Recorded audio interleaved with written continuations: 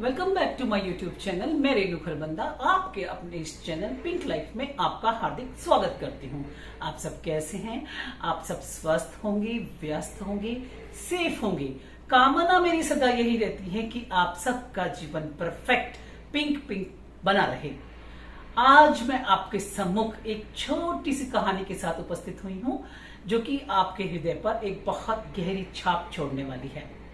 कहानी प्रसिद्ध कहानीकार सुदर्शन जी की कहानी है जो कि बहुत ही प्रसिद्ध कहानी है, हार की जीत। बाबा भारती के पास एक घोड़ा था, उसका नाम सुल्तान था। जैसे एक माँ अपने बच्चे को, बेटे को शरारतें करते हुए देखकर आनंद से विभोर हो जाती है, किसान अपने खेतों को लहलहाते हुए देखकर उसका हृदय खुशी से भर जाता है, ऐसे ही बाबा भारती का हृदय अपने घोड़े सुल्तान को देखकर प्रसन्न हो जाता था। वह उस पर बहुत अपनी जान लुटाते थे, उससे उन्हें बहुत प्यार था और उन्हें कुछ भी अच्छा नहीं लगता था। सब प्रकार का मोह माया छोड़कर वो गांव के एक बाहर छोटे से मंदिर में सुल्तान के साथ रहते थे और छोटा सा एक अस्तबल बना रखा था। उसे खाना खिलाते, उसे नहलाते, अपने हाथों से उसकी पूरा सेवा करते थे और वह एक बहुत ही तंदुरुस्त हृष्ट पुष्ट घोड़ा था जिसे देखकर बाबा भारती अपने घोड़े को बहुत ही प्यार से निहारते थे और कहते थे कि मैं इसके बिना नहीं रह सकता। और सबसे बड़ी बात, उसकी तारीफ सबके सामने बहुत करते थे कि मेरा घोड़ा बहुत ही तंदुरुस्त है, हृष्ट पुष्ट है और तेज दौड़ने वाला है। वह अपने देखते ही देखते उसकी प्रसिद्धि इतनी फैल गई कि चारों तरफ सुल्तान की चर्चा होने लगी। उसी एरिया में, उसी इलाके में डाकू खड़क सिंह भी रहता था। डाकू खड़क सिंह की जब उसने घोड़े के बारे में सुना तो उसके दिमाग में आया क्यों ना चलकर एक बार घोड़े को देखा जाए। वह वहां चल पड़ा। जब बाबा भारती ने देखा कि डाकू खड़क सिंह उनके सामने बैठा है तो उन्होंने पूछा, आपके आने का यहाँ पर क्या आपके मन में क्या है जो आप यहाँ आए? तो बोले, मुझे सुल्तान की चाह खींच लाई। बाबा भारती ने उसकी बहुत प्रशंसा की, सब तरफ से बताया कि यह बहुत अच्छा दौड़ता है, इसकी देखो स्किन कितनी अच्छी है, चमचमाती हुई है, बहुत तारीफ की।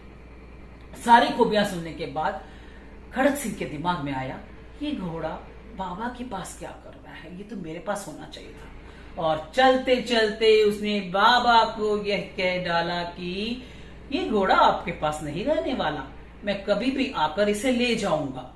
बाबा भारती के दिल पर सांप लौट गया।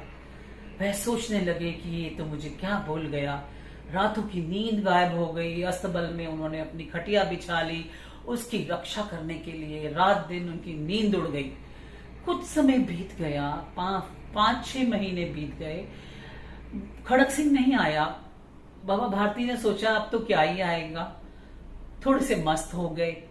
और जो कि उनकी एक आदत थी, शाम को वह 8-10 मील का चक्कर काट कर आते थे, उसके साथ दूर तक खूब घूम कर आते थे। एक दिन वह ऐसे ही उसके साथ शाम का चक्कर काट रहे थे। उसकी जो चाल थी उस पर वह गर्व फील करते थे कि कितनी ऐसी हिनहिनाहट और इतनी प्रसन्नचित मुद्राओं में ये चलता है, कौन इसका सामना करेगा। अभी वे चल ही रहे थे कि एक पेड़ के नीचे एक दीन दुखी अपाहिज व्यक्ति बैठा हुआ बोला, बाबा, ओ बाबा, जरा मेरी मदद करो। बाबा भारती उसके पास गए, उससे पूछा, क्या चाहते हो? बोला, मैं अपाहिज हूँ, बहुत दुखी हूँ, मुझे रामावाला जाना है, वहां पर मेरा भाई दुर्गादत्त रहता है जो कि मेरा सौतेला भाई है, वह वैद्य है, मुझे इलाज करवाना है। बाबा भारती को दया आ गई। उन्होंने उसे बोला, आप बैठ जाइए घोड़े पर, मैं साथ में लगाम पकड़कर चलने लगे। तभी एक जोर से धक्का लगा, बाबा भारती को लगाम और घोड़ा फर्राटे के साथ आगे चलने लग पड़ा। बाबा भारती एकदम चकित रह गए। उसने अपना कपड़ा हटाया मुंह से तो देखा, अरे यह तो खड़क सिंह है। खड़क सिंह बोला, बाबा, मैं आपके घोड़े को अब ले जा रहा हूं। बाबा के होश उड़ गए। वह एक थोड़ी दूर जाकर रुके, फिर उन्होंने बोला, अरे सुनो, अरे सुनो। वो बोले, बाबा अब इस घोड़े का मोह छोड़ दो, घोड़ा मेरा हो गया। बाबा भारती बोले, मैं घोड़े का मोह नहीं कर रहा हूं, मैं तुम्हें एक हिदायत दे रहा हूं, इस घटना का वर्णन किसी से मत करना, नहीं तो लोगों का, दीन दुखी अपाहिज लोगों से विश्वास उठ जाएगा। बाबा रोते कराते हुए ऐसा बोल रहे थे। उन्होंने खड़क सिंह थोड़ी देर मौन रहा, सन्नाटा छा गया। उसने सोचा, बाबा का ऐसे कहने में क्या मतलब, क्या है बाबा? उसने पूछ ही लिया 2 मिनट के मौन के बाद, आप कहना क्या चाहते हैं?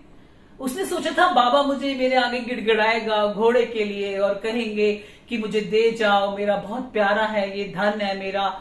लेकिन ऐसा कुछ नहीं हुआ। बाबा ने कहा, बस मैं ये कहना चाहता हूं, यह घटना किसी से मत कहना, दीन दुखी उपाहिज लोगों से लोगों का विश्वास उठ जाएगा। वह 2 मिनट सोचता रहा, कहता रहा, देखता रहा। उसने सोचा, कहता कितना पवित्र हृदय है बाबा का, अपने घोड़े का मोह भी छोड़ दिया, कुछ नहीं है, उनका ध्यान सिर्फ दीन दुखी अपाहिज लोगों की तरफ था। ये खड़क सिंह ने सोचा, ये इंसान नहीं देवता है।